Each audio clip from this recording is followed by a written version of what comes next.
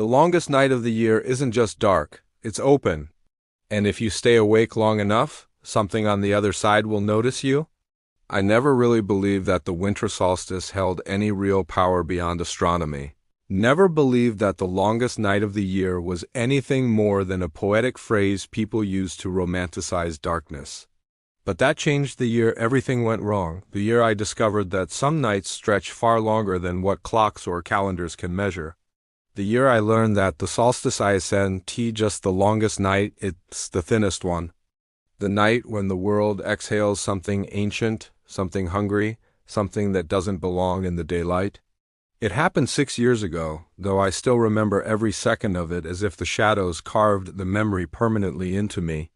It began when I returned to my hometown for the first time since my father's death, feeling the weight of grief pressing against my ribs like a hand trying to squeeze the breath out of me. The town was small, cold, and built on old land, the kind of place where snow piles up against the sides of houses like pale corpses and the wind whistles through cracks in the wood like a distant scream. My father's cabin sat deep in the forest, far from the nearest neighbor, surrounded by thick pine trees that let very little sunlight through even in summer. In winter, they turned into spined sentinels that trapped darkness beneath their branches. I arrived the day before the solstice. The sky was dull and heavy, the kind of quiet that feels like the world is holding its breath. When I stepped inside the cabin, I swear the air felt colder than outside, as if something had been waiting there in the dark, something that didn't appreciate my return. I tried to ignore the feeling as I set my bags down, lit a fire, and looked around the space that had once been warm with my father's laughter, but now felt hollow, suffocated by silence. The walls were covered in old photos, most of them faded or curling at the edges, but one in particular caught my attention, a picture of my father standing outside on a winter night, the trees behind him completely black, his smile stretched thin, not like happiness but like a grimace. I had never seen that picture before, never seen him look like that, and something about the darkness behind him made me shiver. That night I went to bed early, hoping to escape the strange pressure in the air, but sleep didn't come easily. Every time I started to drift, a faint tapping sounded somewhere in the cabin, like someone gently drumming fingertips on wood. At first I thought it might be branches in the wind, but the rhythm was deliberate, almost thoughtful, and always stopped the moment I sat up. At around 3 in the morning, just when the fire had burned down to embers, I heard a whisper, soft, unintelligible, but unmistakably a voice coming from the other side of the room.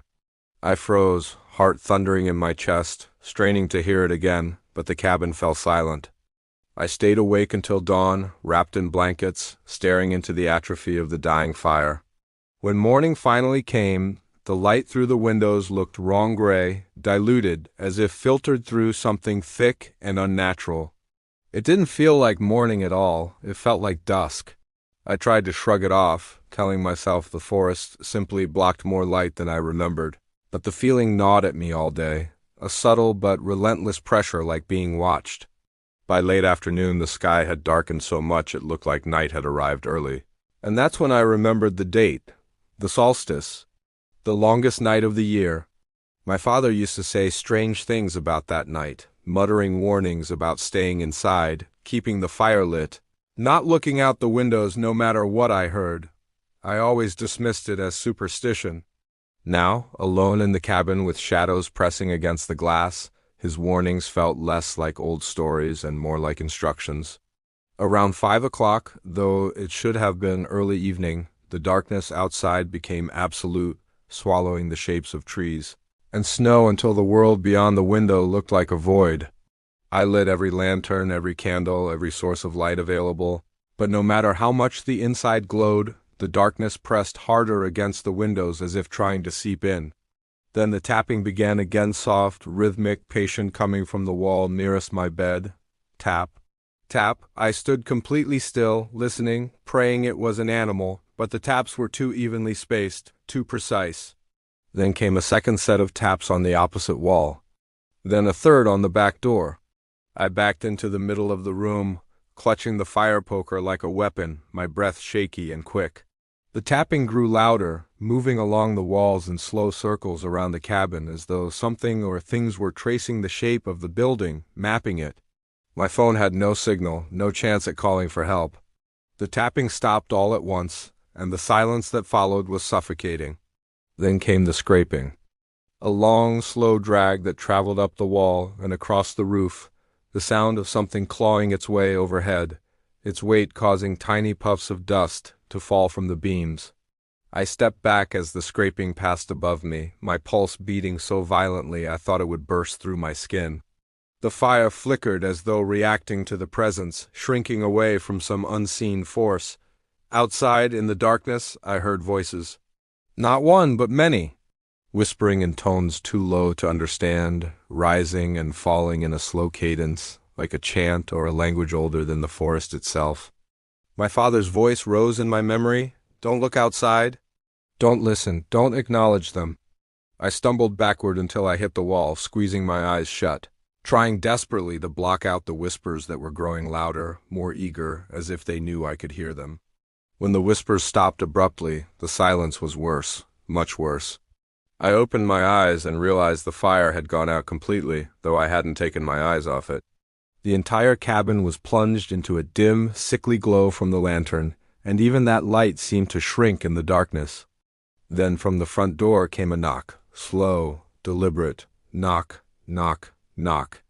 Something in the rhythm felt familiar, like the tapping earlier, like the voice that whispered, but louder now, demanding. I didn't move, didn't breathe.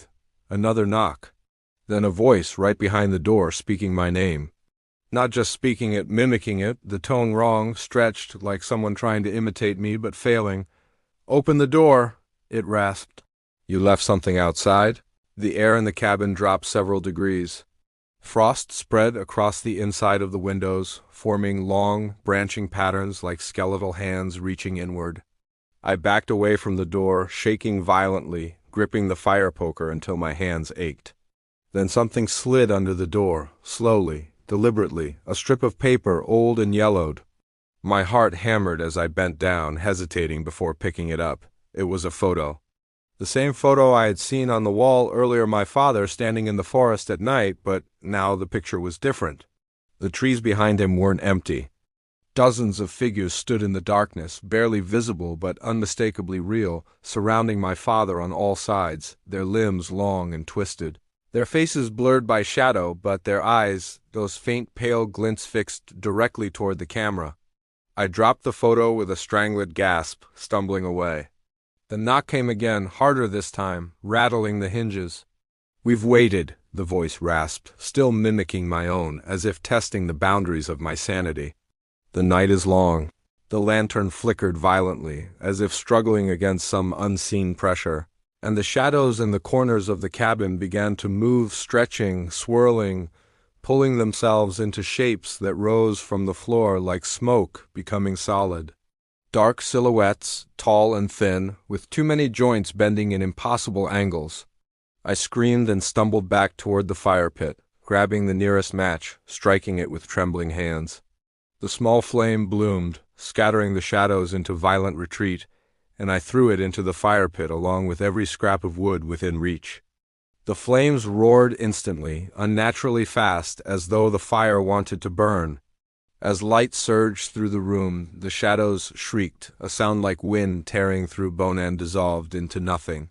The knocking at the door stopped. The whispers outside hissed in agitation. Then the temperature plummeted so fast the fire nearly extinguished, shrinking into a weak, flickering glow. I lunged forward, feeding it more wood, desperately keeping it alive. Outside, the voices grew louder, circling the cabin like a storm of whispers, scraping against the walls, tapping at the windows, calling my name in dozens of variations. Hours passed hours that felt like days, and the darkness outside never changed. Time didn't move. The solstice night stretched on unnaturally as if refusing to end. My phone's battery died. My body shook from exhaustion and terror. The fire dwindled again. Desperate, I tore pieces from my father's old furniture, breaking legs off chairs, feeding them into the flames. The shadows retreated every time the fire grew, but returned as soon as it weakened. At some point, I must have passed out from panic or exhaustion, because the next thing I remember is waking to the faintest light, seeping through the windows, dawn, real dawn, The longest night had ended. I stumbled outside on shaking legs, expecting to see the forest as it was, but instead I saw dozens, hundreds of footprints in the snow encircling the cabin. Not human footprints, too long, too narrow, clawed. I never returned after that. I told the authorities the cabin burned in an accident. I told friends I sold the land. But the truth is this: the solstice night showed me something that still follows me in my dreams, something that knows my name, something that waits each year when the longest night approaches. And last December, on the anniversary of that night, I woke at 3:07 to hear a faint tapping at my apartment wall. 3 taps, slow, deliberate. The solstice is coming again. And I don't think it's finished with me. Like the video so the darkness keeps its distance. Subscribe so you're not alone when the next solstice comes, and watch another nightmare on the channel. Stopping now is when the tapping begins.